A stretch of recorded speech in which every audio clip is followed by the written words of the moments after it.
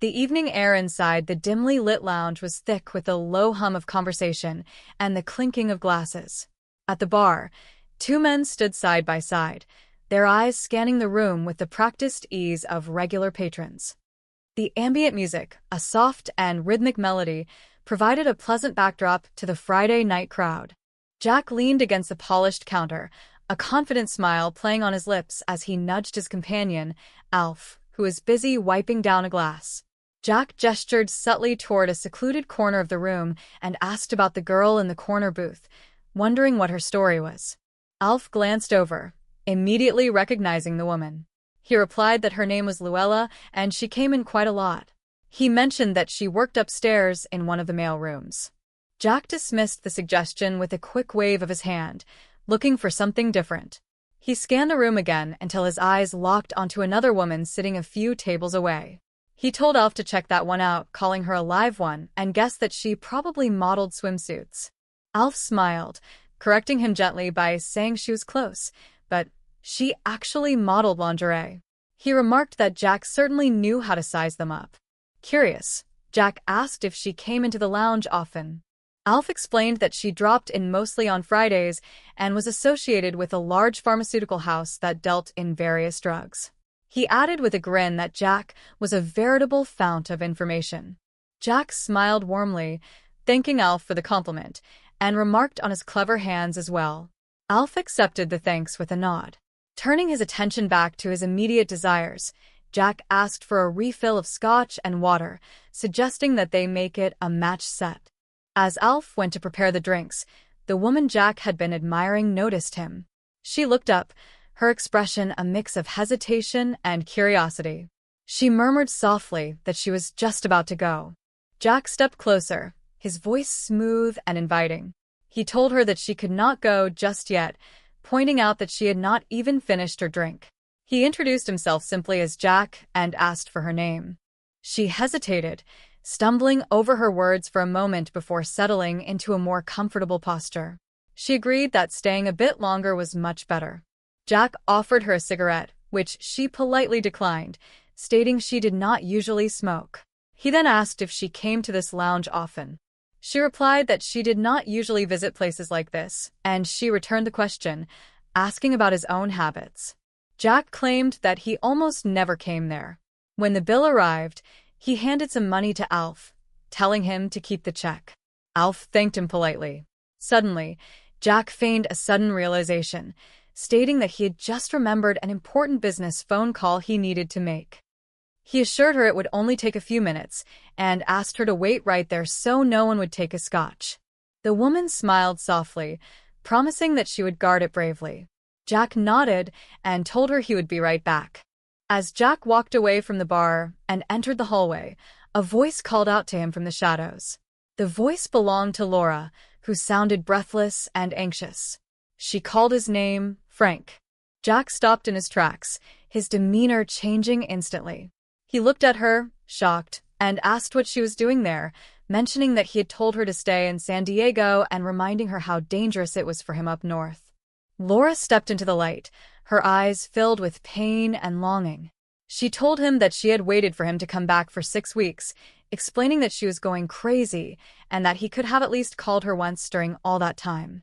Jack glanced nervously around the hallway, his eyes darting toward a man standing at the other end. He warned Laura that he was being watched and told her to act like she did not know him. He pointed out the man with the cigar, claiming he was one of them. Laura sighed, her frustration bubbling to the surface. She began to question his story, but Jack cut her off, insisting that they needed to get out of there. He claimed that the people watching him would have all the exits covered, meaning they would have to find another way to escape. Laura shook her head, pleading with him for no more lies. Jack looked hurt, asking what lies she was talking about. He reminded her that she said she loved him and wanted to marry him. Laura countered that she did want to marry him more than anything else in the world, but accused him of lying again. She brought up his stories about having to pay off a gambler, recalling how she had helped him rob her own company because he claimed they would kill him if he didn't pay them off. Jack defended himself, stating that it was true and that he still owed them $50,000. He tried to mention the diamonds they took, but Laura stopped him abruptly. She stated firmly that there were no gambling debts and that he had pulled the robbery with his friends entirely for themselves. Jack asked if that was what she really thought of him. Laura asked what else she was supposed to think after he just left her and never called. Jack softened his tone, explaining that he simply did not want her to get mixed up in all of the danger. He claimed he could not let his pursuers know where she was, asking her to consider what he would have done if they had captured her. Laura looked at him, searching his face for sincerity, and asked if that was truly the case. Jack assured her it was, admitting that while he was not perfect and had faults, he had always been honest with you. He looked around the hallway and suggested a plan. He proposed that he would go first to lead the watchers away, instructing her to wait 10 minutes before following him, so they could meet later at her place. Laura refused, stating that she was going with him. Jack repeated that it was not safe, but Laura gave him an ultimatum, saying that either she went with him or she would call the police. Jack told her to go ahead and call the police if she felt that way. Laura softened, confessing that she loved him and had already proven it. Jack sighed, telling her that she shouldn't have come up there and should have stayed in San Diego. Meanwhile, back at the bar, Jack returned to the lounge where the other woman was waiting. He apologized for taking so long. Alf looked at Jack and remarked that he should tell the lady he was a secretary. The woman laughed gently, clarifying that she was an administrative assistant at a pharmaceutical company. Jack smiled, noting that 1 out of 2 was not bad. He asked if she worked at Norlam Pharmaceuticals, remarking that it sounded like interesting work for someone named Jane. She corrected him, stating her name was Anne specifically and Hobson, and agreed that her work was indeed very interesting. Jack then asked Miss Anne Hobson if she had enjoyed dinner yet that evening. When she replied that she had not, Jack smiled warmly and said that was wonderful news because he knew a very nice, very quiet little restaurant where the scampi was absolutely terrific. He asked if she would like to go, and agreed, saying there was no reason why not. A few days later, in a quiet, formal office, Barnaby Jones sat across from a woman named Miss Andrews. He spoke with a respectful tone, observing that her late sister was a very handsome woman. Miss Andrews nodded, her expression filled with grief, but resolve. She agreed and added that her sister was also a very strong woman. She invited Mr. Jones to sit down, which he did with a polite thank you. Barnaby noted that sometimes people have difficulty accepting things from others, especially from those they love. Miss Andrews responded firmly, stating that she would not accept suicide as the cause of her sister's death. She explained that if she did, she would also have to accept the blame for driving Laura to the hospital in the first place. Barnaby inquired if she and her sister had not gotten along well. Miss Andrews clarified that they got along perfectly until Laura suddenly quit her job and ran off to San Diego to marry that man. She stated that before that event, there was never a harsh word between them. Barnaby asked if she had disapproved of the man Laura ran off with. Miss Andrews explained that there was nothing to approve or disapprove of regarding Frank because she had never even met him. Her disapproval stemmed entirely from the way Laura suddenly left with a perfect stranger whom she had picked up in a bar. Barnaby observed that the newspapers had never mentioned a husband in their reports. Miss Andrews confirmed that they were never married. She shared that when Laura finally came home, the only thing she would say was that Frank had left her down in San Diego.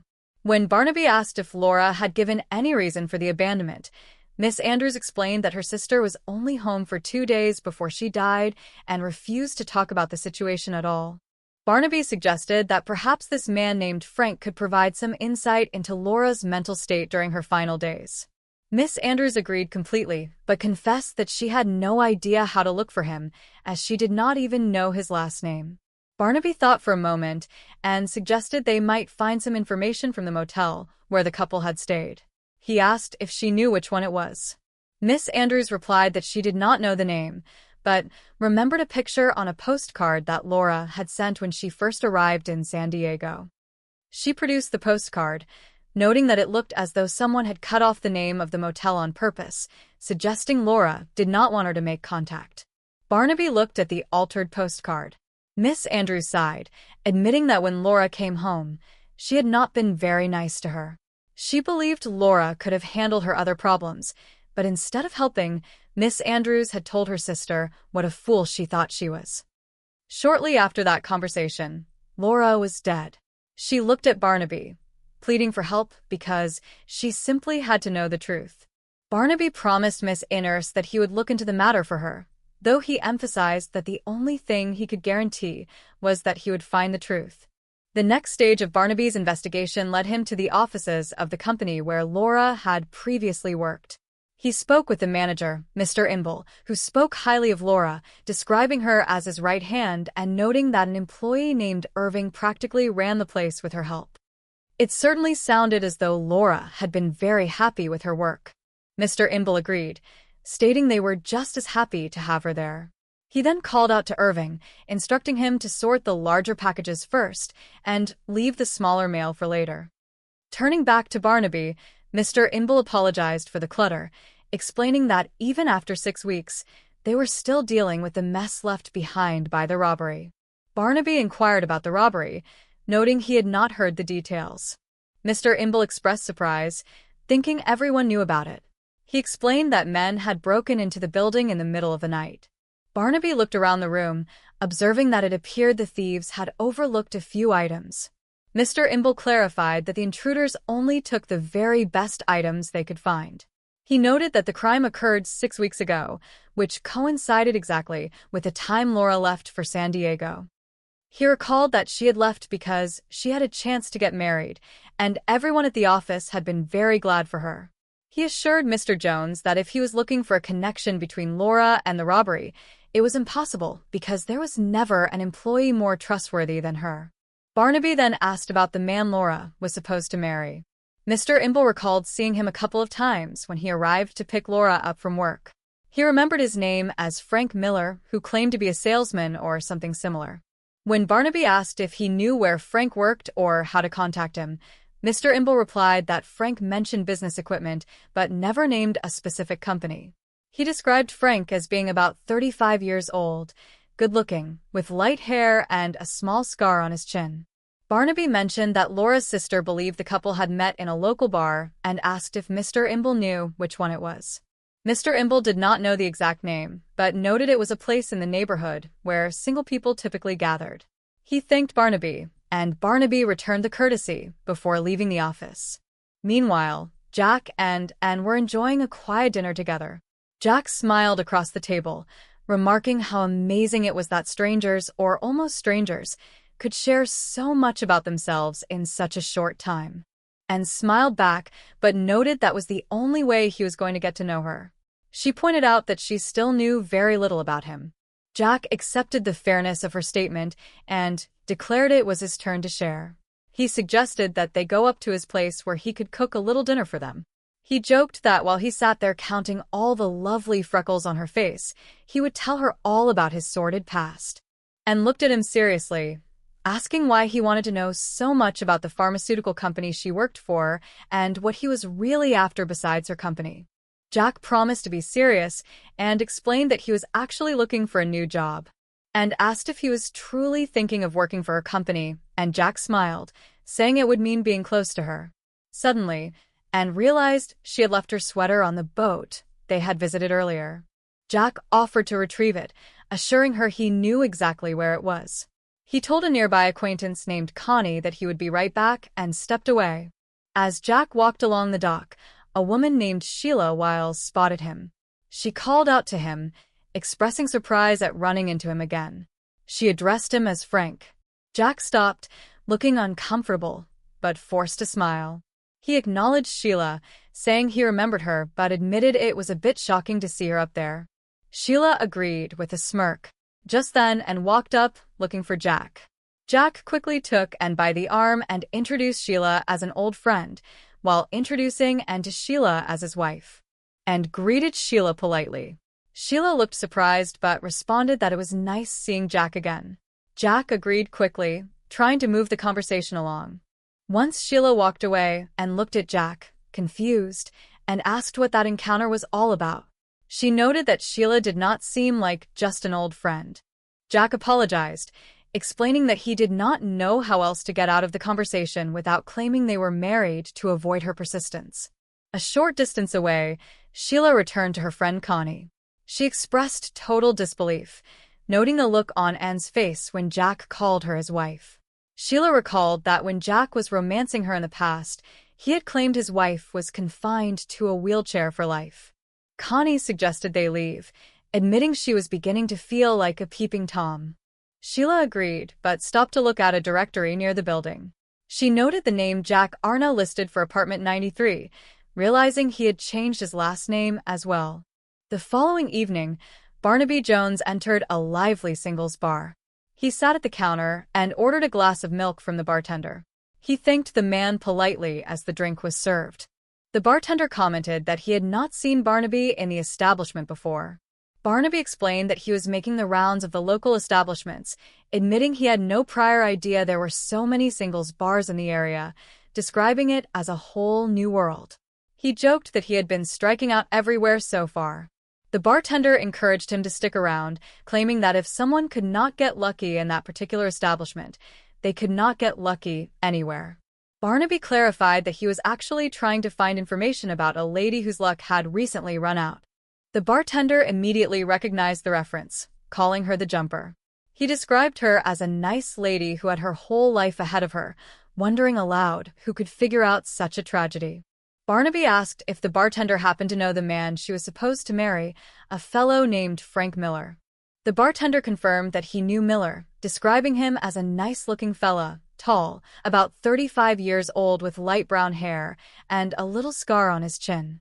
He noted that Frank came into the bar every now and then.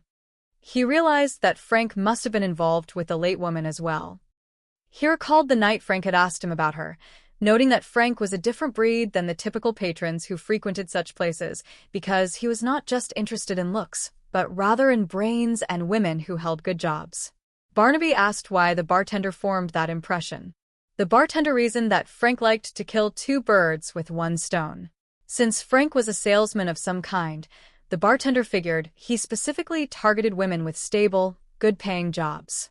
Barnaby asked if the bartender had any idea where Frank might be found currently. The bartender replied that he had not seen Frank since the young lady jumped from the roof. He confirmed that Frank was in the bar on the very night of the tragedy, sitting alone, though he bet Frank did not leave the establishment alone. Sitting nearby, Sheila overheard the conversation and chimed in, asking Barnaby if he was writing a book about Frank Miller. Barnaby turned to her and replied that he was not, asking if she knew Frank. Sheila teased him, saying Frank was on her list once, and answered a brief phone call before returning her attention to Barnaby. She jokingly asked the Silver Fox if Frank had run off with his wife. Barnaby smiled gently, saying it was nothing like that, but explained that he believed Frank could help him with an active case. When Sheila asked about the nature of the case, Barnaby revealed that he was a private detective with the Barnaby Jones Agency. Sheila introduced herself and playfully told him he could call her Sheila, but only if he promised to take her as his prisoner. Barnaby smiled and asked if she had any idea where he might locate Frank. Sheila admitted she did not know the exact location at that moment, but suggested she might run into him eventually. Barnaby handed her his information, asking her to request that Frank call him if she happened to encounter him. Sheila agreed happily. Later that night, Jack was inside his apartment, speaking quietly on the telephone. He confirmed to the person on the other end that he could talk safely. He explained that the security layout for the target company included video cameras in 11 key locations, and the outer alarm system was directly tied into a central station. He acknowledged that most of the valuable inventory was kept inside a special vault, noting to a man named McGee that the job would not be easy. He promised to gather more details and told McGee not to worry, though it would take a little more time. He ended